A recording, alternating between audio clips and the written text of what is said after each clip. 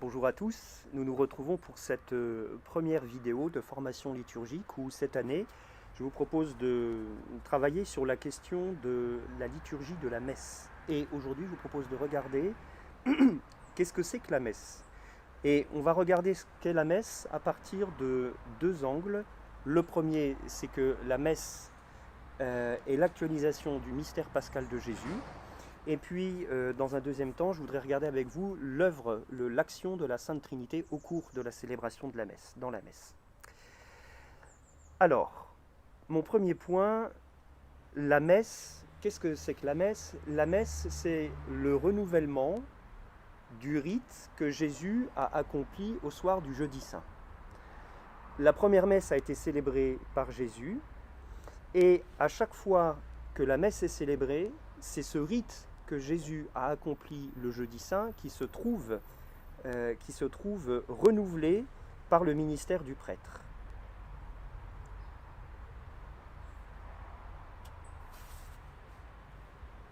Le rite de Jésus au soir du jeudi saint est une anticipation sacramentelle de ce que Jésus va vivre le lendemain, puisque le vendredi, Jésus va être arrêté, condamné et va être mis à mort, et 3 jours après, il ressuscitera. Et finalement, ce que Jésus va vivre dans le temps du vendredi au dimanche, c'est-à-dire son mystère pascal, sa mort et sa résurrection, l'offrande de sa vie, Jésus a choisi de l'anticiper avant ces 3 jours-là, au soir du jeudi saint, donc, de l'anticiper sous une forme sacramentelle. Et donc, on peut dire que la messe, c'est le renouvellement du rite du jeudi saint, et c'est en même temps l'actualisation de ce que Jésus va vivre humainement une fois pour toutes du vendredi au dimanche, c'est-à-dire l'actualisation de sa mort et de sa résurrection. Et quand nous participons à la messe, eh bien finalement, nous sommes à la fois au pied de la croix avec Jésus qui offre sa vie et qui meurt, et à la fois à l'entrée du tombeau le lendemain du sabbat, le dimanche de la résurrection. Et donc, à chaque participation à la messe, nous vivons à la fois spirituellement, nous sommes contemporains de la mort de Jésus et de sa résurrection. Le Concile Vatican II, dans la constitution Sacrosanctum Concilium, la première qui a été votée au Concile, aborde ce mystère et dit, en parlant de la messe, dit que Jésus, donc par la participation à la messe, pour les fidèles, le Concile dit ceci: semblablement, chaque fois qu'ils mangent, et ce sont les disciples du Seigneur, les chrétiens, chaque fois qu'ils mangent la scène du Seigneur, ils annoncent sa mort jusqu'à ce qu'il vienne. Vous voyez, ça veut dire que par notre participation à la messe et notre communion, nous participons, nous annonçons la mort de Jésus jusqu'à ce qu'il revienne. Ça veut dire que le rite de la messe actualise en nous, pour nous, le mystère de la mort et de la résurrection de Jésus.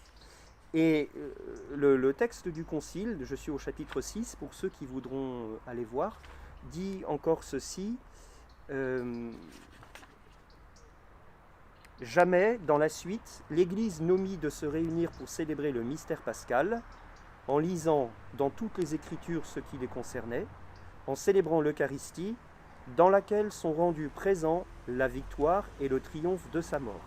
Voilà, donc le Concile réaffirme très clairement que dans le rite de la messe qui est célébré, se trouve redonné le mystère de la mort et de la résurrection de Jésus, dont nous sommes rendus contemporains par notre participation à la messe. Pour certains, il peut apparaître que la messe est quelque chose d'assez complexe, et surtout si on la compare à la simplicité du repas eucharistique qui a été pris avec Jésus le soir de la Cène avec ses apôtres. Certaines expériences malheureuses ont pu conduire à ce que les assemblées dominicales soient assez similaires à une sorte de pique-nique paroissial. Qu'est-ce que vous pouvez répondre à ceux qui se posent ces questions?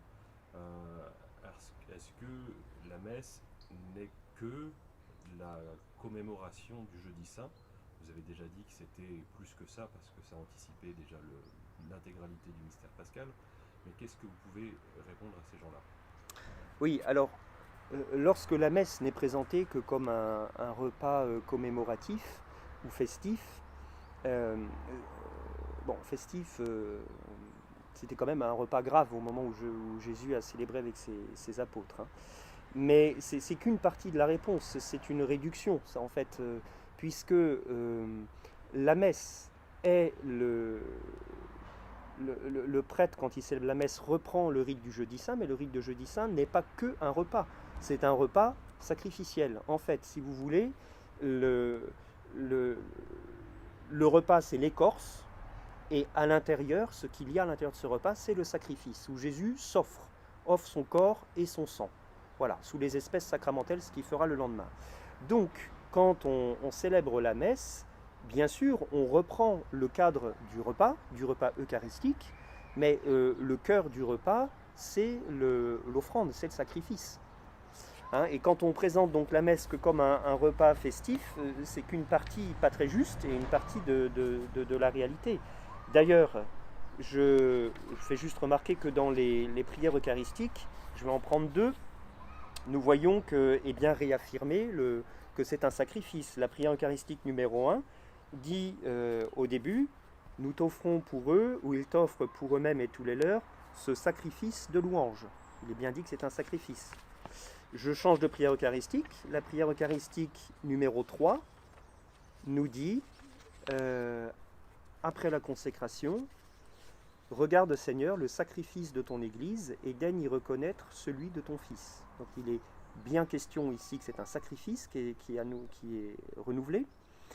Et puis plus loin, l'Église continue, et maintenant nous te supplions Seigneur par le sacrifice qui nous réconcilie avec toi. Donc il y a effectivement l'aspect d'un repas, mais qui est l'enveloppe dans laquelle il y a un contenu sacrificiel qui est donné.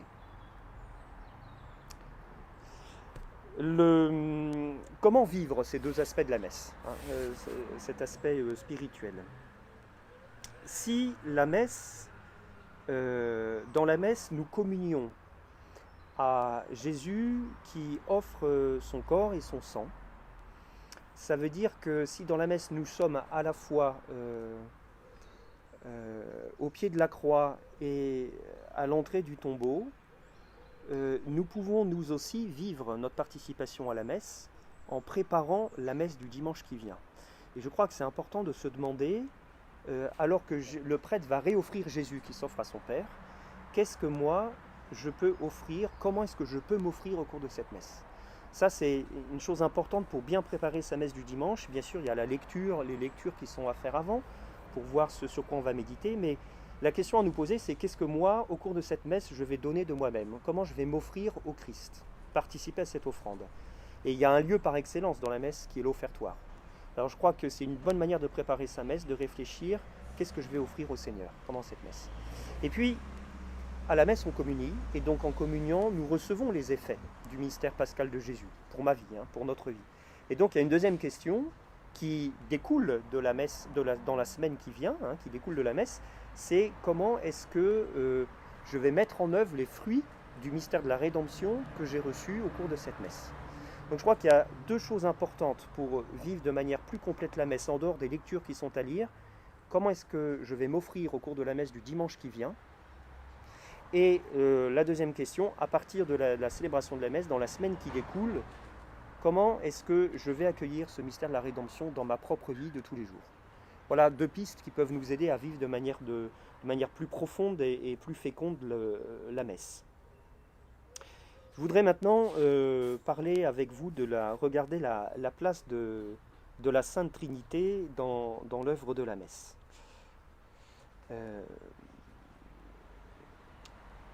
La messe, on aurait tort de penser que elle est simplement concentrée autour de la personne du Christ.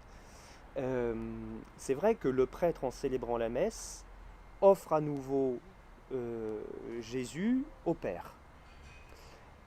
Mais en fait, le mieux, c'est de regarder dans une prière eucharistique, de regarder combien la Sainte Trinité est à l'œuvre. Bon, d'abord, elle est à l'œuvre au début de la messe, hein, puisqu'on fait le signe de la croix au nom du Père, du Fils et du Saint-Esprit.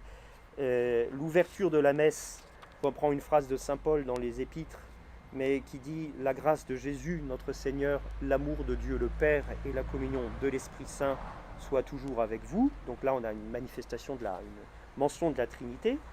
Mais dans la prière eucharistique, c'est la prière la plus trinitaire par excellence. Alors, je vais en regarder deux avec vous, rapidement, la première et la troisième.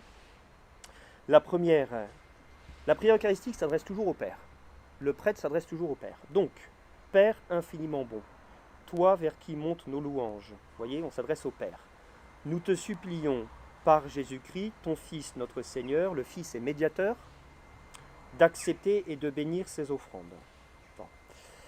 Avant d'entrer dans la consécration, on a cet appel à l'Esprit Saint, l'épiclèse, vous savez, le moment où le prêtre impose les mains sur les offrandes, et il dit ceci, « Sanctifie pleinement cette offrande par la puissance de ta bénédiction. » Sanctifie, ça s'adresse au Père, mais en appelant l'Esprit Saint. Bon, je ne la décortique pas complètement. Au moment de l'institution de l'Eucharistie, là, on change, le prêtre va se mettre dans la peau de Jésus, si on peut dire, en reprenant les termes mêmes de Jésus, et il va parler au nom de Jésus. « Prenez et mangez-en tous, ceci est mon corps ». Là, le « mon corps », le prêtre parle à la place de Jésus. Une fois que le récit de l'institution est terminé, la prière eucharistique reprend et le prêtre à nouveau s'adresse au Père.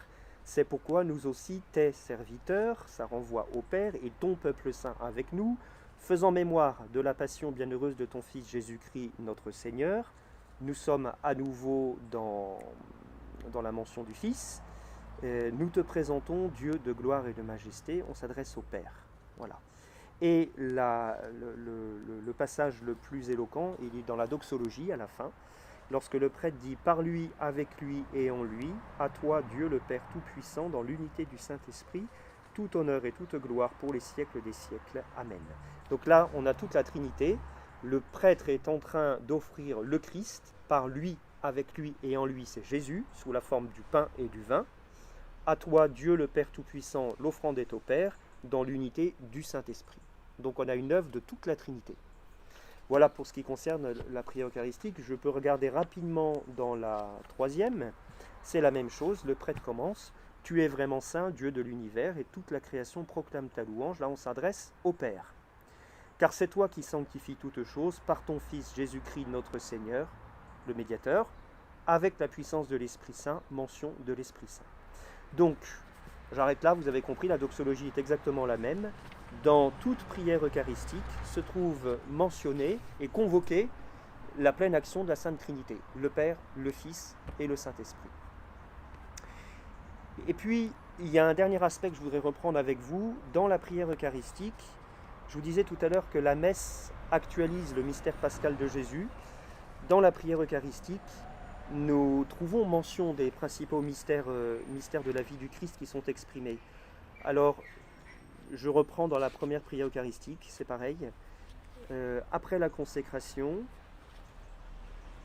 le prêtre dit « C'est pourquoi nous aussi, tes serviteurs et ton peuple saint avec nous, faisant mémoire de la passion bienheureuse de ton Fils », donc on a bien une actualisation de la passion, de sa résurrection du séjour des morts, actualisation de la résurrection, et de sa glorieuse ascension dans le ciel, actualisation de la glorification du Fils. Voilà, donc la prière eucharistique nous dit bien que la messe actualise le mystère pascal de Jésus.